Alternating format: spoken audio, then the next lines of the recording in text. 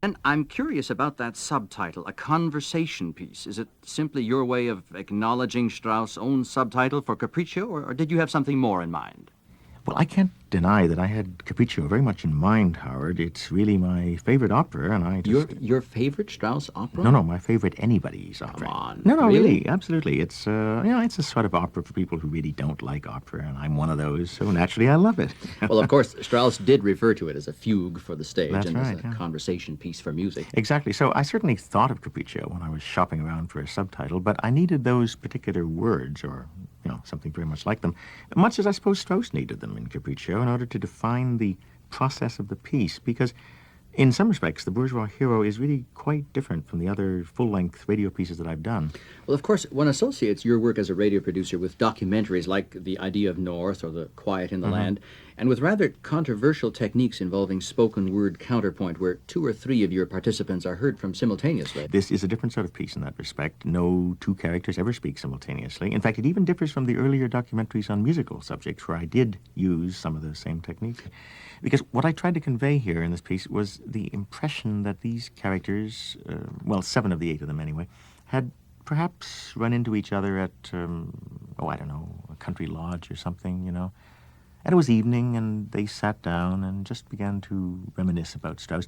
And I wanted the music to run throughout, one piece colliding with another via dissolves mostly, with the progression of the music giving them ideas and sometimes turning them off into different conversational directions, and consequently anything that got in the way of that rather, well, if you like, naturalistic conversational flow, I just ruthlessly cut. One of the problems that I had when you gave me a preview of it the other day, Glenn, is that I found it sometimes difficult to identify the speakers. I mean, you have several characters with German accents, Yeah. a couple with British, and a couple with American. And since they say some rather controversial things, I really wanted to be able to hoist the right character on the appropriate petard, and I wasn't always sure that I could do that. Yeah, well, it is a real problem, Howard. You're quite right.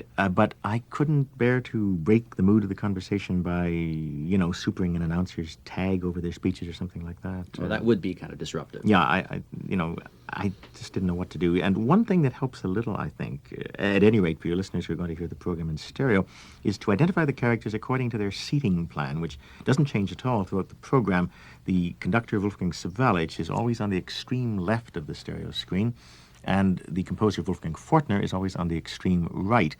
The other characters are framed, so to speak, by those 2, and reading clockwise, we find, the critic, Henry Levenger, who sits next to Sawallisch, more or less on the left, and then Norman Del Mar, the conductor. And Strauss biographer. Oh, indeed, marvelous Strauss biographer. And then the author, Jonathan Cott, and the philosopher, Geoffrey Pezant, both of whom, for rather different logistical reasons, are in the center of the stereo screen.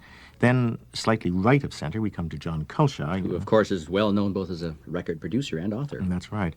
Then, to the right of Culshaw, we find the American composer Stanley Silverman, and finally, as I said, on the extreme right, Wolfgang Fortner. Well, I'm afraid this doesn't do too much for our mono listeners, Glenn.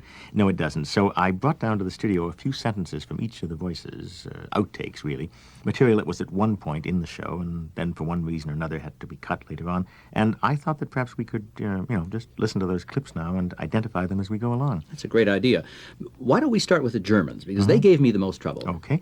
Well, there are 3 of them, as you know, 2 who, in fact, live in Germany, and 1 who's been in America since the 30s. His name is Henry Levenger, and here's what he sounds like.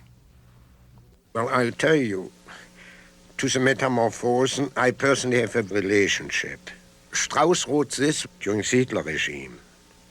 And when he was in Switzerland, I heard about it and asked him to...